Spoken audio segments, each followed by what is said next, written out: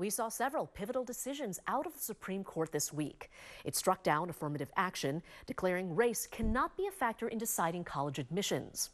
The ruling by the court's conservative majority centered around admissions policies at Harvard and the University of North Carolina. It rejected President Biden's plan to wipe out more than $400 million in college loan debt. The High Court sided with a Colorado web designer who refused to make websites for same-sex weddings. Now, San Francisco's top attorney and others are sounding the alarm over concerns same-sex marriage could be next. There was a strongly worded op-ed in the Chronicle, and as ABC 7 News reporter Tara Campbell learned, we could see something on the ballot next year. We were very concerned that the court could be going the wrong way, and unfortunately it turned out that they did, with a decision that's incredibly disturbing. San Francisco City Attorney David CHIU isn't mincing words, with the Supreme Court peeling back LGBTQ+ protections, Friday ruling in favor of a Christian website designer in Colorado. Really the first time the Supreme Court has permitted discrimination in the context of a business providing services to a member of the public on the basis of sexual orientation. San Francisco joining cities across the nation in hopes of persuading the court to uphold protections. We filed an amicus brief on behalf of local communities all over the country, 53 cities, 19 mayors. And now concerns over what comes next. This op-ed in Saturday's San Francisco Chronicle, penned by a former chief assistant city attorney and federal prosecutor. State Senator Scott Wiener agreeing same-sex marriage is in jeopardy. Clarence Thomas already told us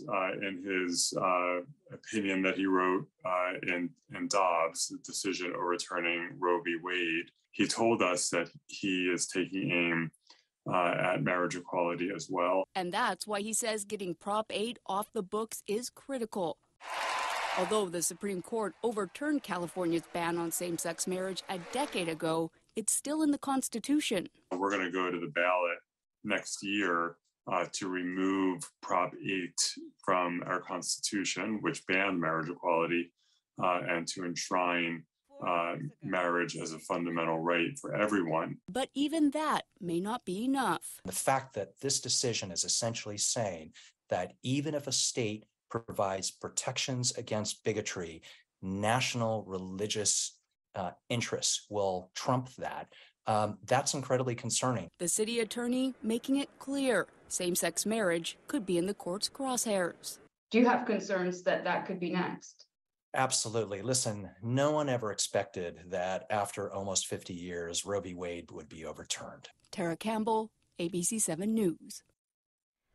Volunteers helped take apart the pink triangle atop Twin Peaks this morning. The pink triangle was once used to brand people suspected of being gay in Nazi concentration camps. But now it's a symbol of protest against homophobia. One of the organizers says they thought about leaving it up for a few more days because of the Supreme Court's ruling. The Supreme Court yesterday demonstrates why we still have to keep having that up on Twin Peaks. San Francisco is the only city in the world that displays a giant pink triangle during its Pride festivities. June, of course, was Pride Month.